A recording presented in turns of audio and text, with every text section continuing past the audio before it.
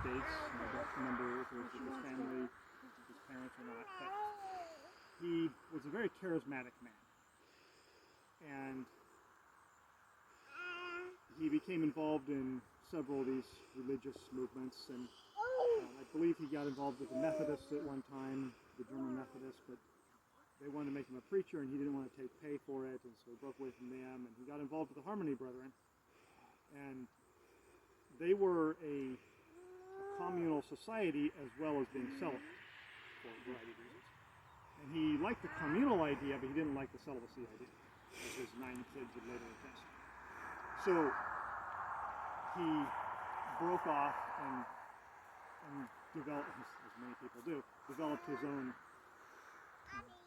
own communal religious colony in Bethel, Missouri, which is kind of the northern part of Missouri. And a good number of the people were either folks that he had met in the Harmony Brethren, and there was a lot of disruptions in that faith at the time, and so they followed him. And then also people who were German people he had been in contact with, because he was German, and as I said, he was a very charismatic person. And so he developed a pretty good little community in Bethel, which many of the buildings are still there today. And they were very industrious people, and they made things. They made gloves, they made wagons, they made whiskey of all things. They had farms. They were a very busy, industrious group, and doing quite well. But if you fast forward now to the early 1850s, Missouri was not exactly the calmest place in the world. If you ever remember anything from U.S. history on the Jayhawkers and the beginning of the Civil War, Missouri was kind of a bit of a hot spot with the slavery issue. And so Dr. Kyle, as he was called, he was never actually a licensed doctor, but he did a lot of healing and did a lot of medical work. He decided that the colony needed to move west. He had heard about the Oregon Territory and the Willamette Valley, and the Oregon Trail was in full swing at this time. So he sent scouts, and in early 1853, they may have decided in late 1852, the scouts took off. There were supposed to be 8 of them. Turns out there was 9 because one of them brought their wife along. I wish Wes was still here. Her name was Emma, and in the proud tradition of Emma's, she was a feisty wife. And so the one wife of actually the leader of the scouts came out. And they came, instead of traveling in wagons, which were relatively slow, they actually brought pack horses. So they moved somewhat faster than the average immigrants coming across the plains, and they got to the Willamette Valley well in the mid-1850s, or early 1850s at that time. The Willamette Valley had pretty well filled up. The Oregon Trail had been running through the 1840s, and the Willamette Valley was quite full, and they didn't really have a lot of room left. There wasn't a lot of claims left, but they were still, the U.S. government had gotten a hold of the Oregon territories, which included Washington, and they were really pushing for people to settle. And so they had the Donation Land Claim Act, and the Donation Land Claim Act said that anyone who, I think that started in 1850, and it was supposed to last just a year, but they'd extended at this point to 1855. They said that any man who claimed 320 acres could keep it. He did certain number of improvements. He could claim it and he'd keep it. And if it was a couple, they could claim 640 acres. So these scouts came out and they looked around Portland, and everyone said, well, it's really peopled up here. That's kind of what you're trying to get away from. And so they came up north. They followed the Cowlitz Trail up, the Cowlitz River, and then the Cowlitz Trail up to Olympia, Tacoma area. And at this point, Mrs. Giese, so Christian Giese was the scout, one of the scouts.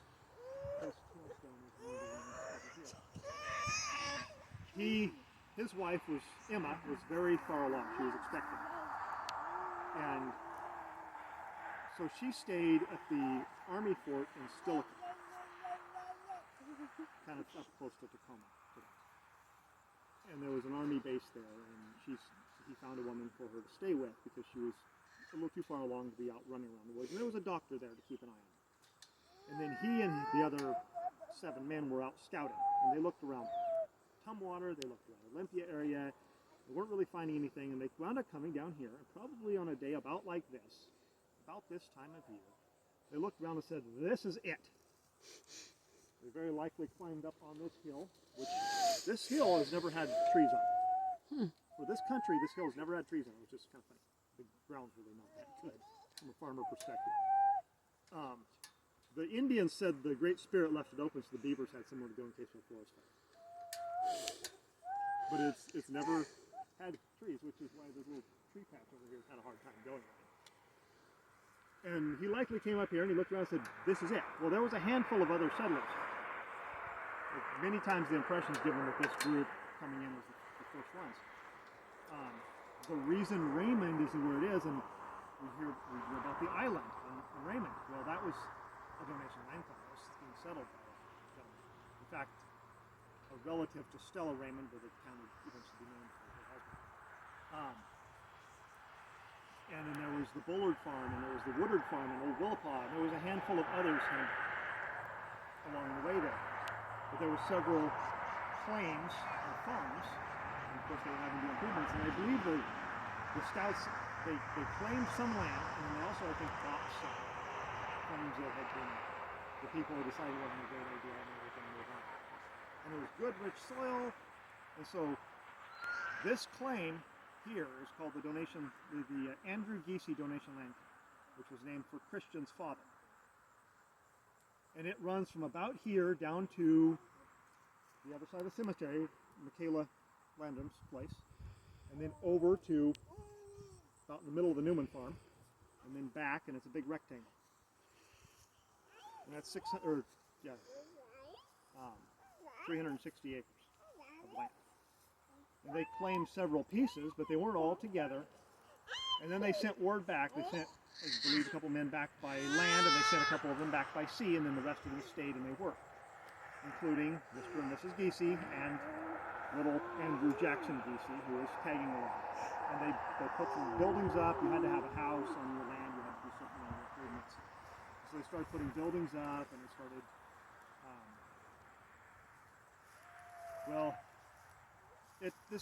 you've got to keep in mind, their wife's from Ohio, and it's a plane trip now. There's times we get up in the morning, and that evening we're in Ohio. Well, that didn't work back then. It didn't work at all. When you sent somebody back, it was going to be 6 months back. They would leave at the right time of year. Even by sea, it was a long trip. And so they sent word back, and then it's preparations. Typical Oregon Trail settler, they had to sell their farm, they bought a wagon, they got their stock, they loaded their wagon up. These folks had an advantage. They were building wagons already, so they just put all their wagon production into their own. And they were traveling as a community, and all the funds in the community could go towards whatever they needed. So they had an advantage, but then it took a little time to prepare. So they... It's okay, let her go. Come here, Pumpkin. It was, I believe, in 55. So Andrew Jackson Giese was born in 53. They were here. 54 they went back. In 55 they were going to come out in the spring. Well, Dr. Kyles had several children. I think 9 children. And one of his sons, Willie, one of his favorite sons, Willie got malaria. He had actually suffered from it off again, on again. Malaria, from what I believe, is one of those things you don't really get rid of. Nope. And he had another bout in the spring, and he died just before the wagon was supposed to leave. So this is where the story kind of becomes famous. And reports vary whether Willie wanted his father to bring him to Oregon, or whether his father just said, "We're going to take you anyway." But the fact of the matter was, they brought Willie along. And they made a casket. Remember, these are people that they're doing a lot of work. They made a casket. They lined it. many accounts say it was lead lined. Some say it was lead and tin. Well, when you do tin working, you use lead for solder. That was likely what was done. You can't actually a lead lined casket. And they made whiskey. Well, whiskey is a really nice preservative, primitive formaldehyde. So they filled this waterproof liquid holding casket with whiskey, and they put Willie's body in there. And they loaded it on the lead wagon, which had been converted to some extent to be a hearse. And they started out. And these were heavily German people. They had a brass band. As this young man here demonstrated on our way up here. They had a brass band. So, and they had they were quite proud of their brass band. So the brass band went ahead and they sang funeral dirges that Dr. Kyle had composed as they traveled. And so Dr. Kyle, he kind of gets a bad rep in some groups because he was very overbearing, and what he said went in the colony. And there's cases if a couple wanted to get married and they went to him and he didn't like the idea, then they didn't get married.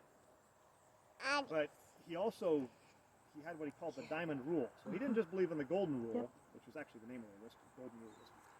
But it was the diamond rule, and that was not just do to others as you would like them to do to you, but do more to others than you would like them to do to you. So they came along, and as many wagon trains did, they came across the natives. And the natives came around, and the natives also found they could do a little begging, which happened far more often than flat-out attacks that the old westerns might show. And so they did a little begging, and he was very glad to give his food to the natives. Well, then they got curious, what's in this wagon up here? And they got looking around. And he showed them. He opened the casket up, and here's the body floating in there. Interestingly enough, 1855 was a really bad year on the plains. There were many Indian attacks. The Kyle wagon train, or the Bethel wagon train, had no Indian attacks. Word got ahead. If that is a funeral procession, you leave them alone. So it could be argued that Willie protected the wagon train all the way out here. So in late 1855, they managed to make it here. Well, there's no roads. I don't know how many of you have tried to get around in the woods in this country, but it's not easy. So getting wagons here was difficult. Even up until the 30s, Raymond was really a primarily seaport town. You took boats in and out. There was trails, but there wasn't hardly anything for roads until into the 1900s.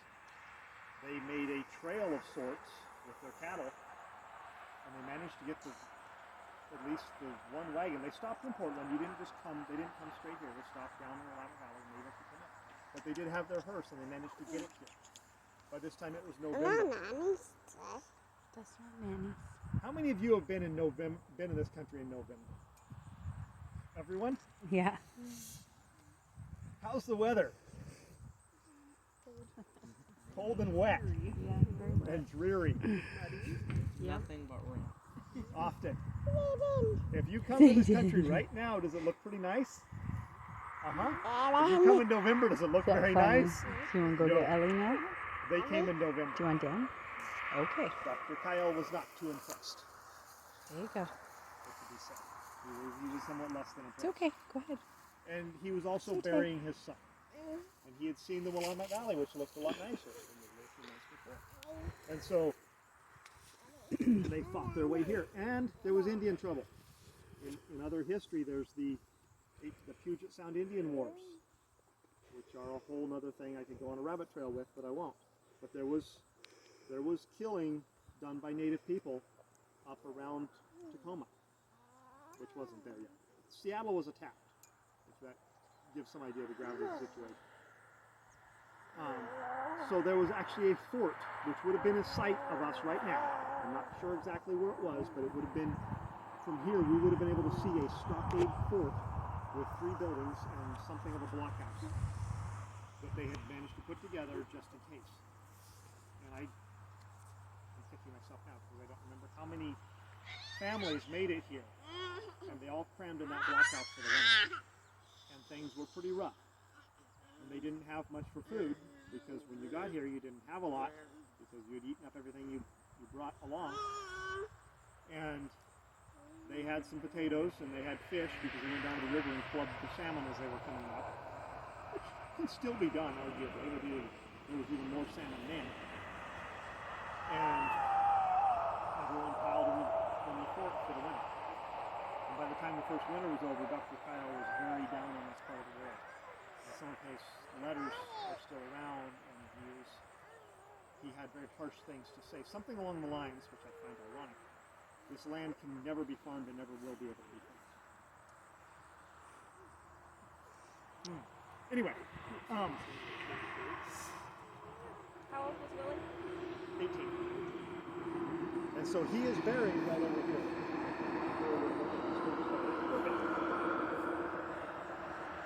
I don't know how much is left of the casket now, but he was well preserved when he came out.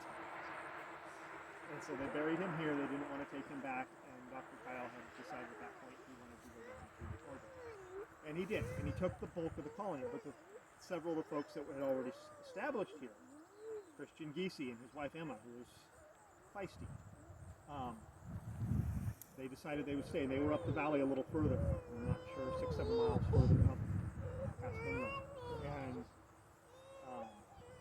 his parents, Andrew and Giese, and his brother, and they actually homesteaded here, or had their Danish land claim here, which would have been very close by. In fact, several of the Giese family are buried here. Buell over here is, there's Edward and Hola May. Well, Hola May was a Giese. And she was, when my parents came here, she actually had the farm and it was up for sale at that time. So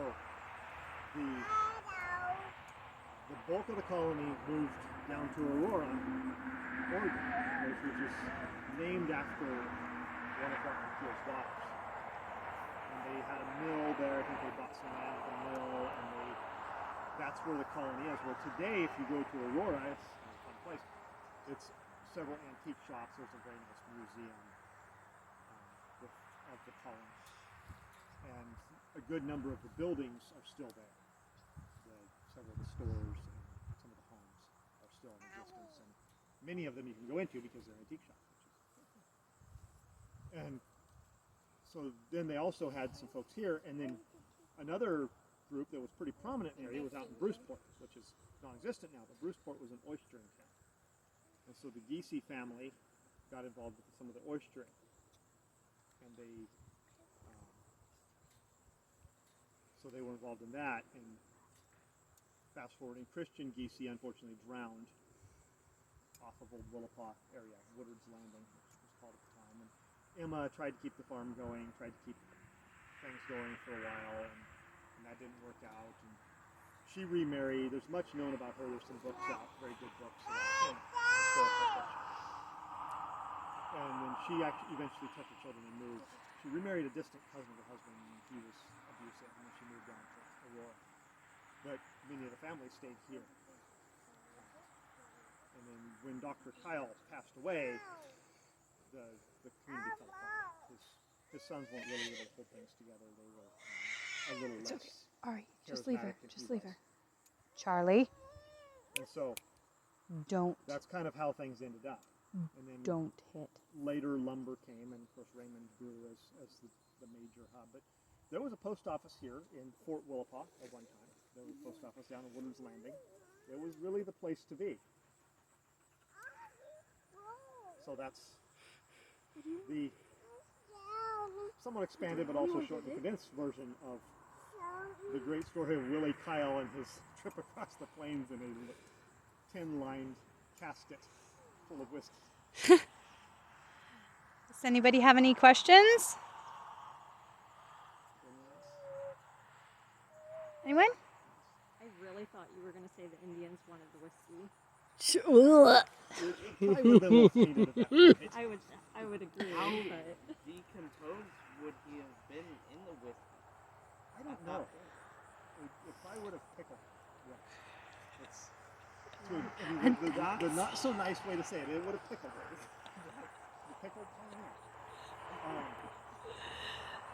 But that's the best way to describe it. It would have. Formaldehyde does the same thing. But it really does much the same thing. That's what they use. Embalming fluid is a alcohol. Usually much stronger. That's why people say when you drink alcohol, you get pickled liver. Yeah, you know, it's much the same idea, and it would have preserved things to a pretty decent extent. Still preserved is doubtful, but that's going to happen. And even with modern embalming techniques, you get in the ground and things to be processed. I think it's impressive that the Indians showed that much respect to, well, probably both superstition.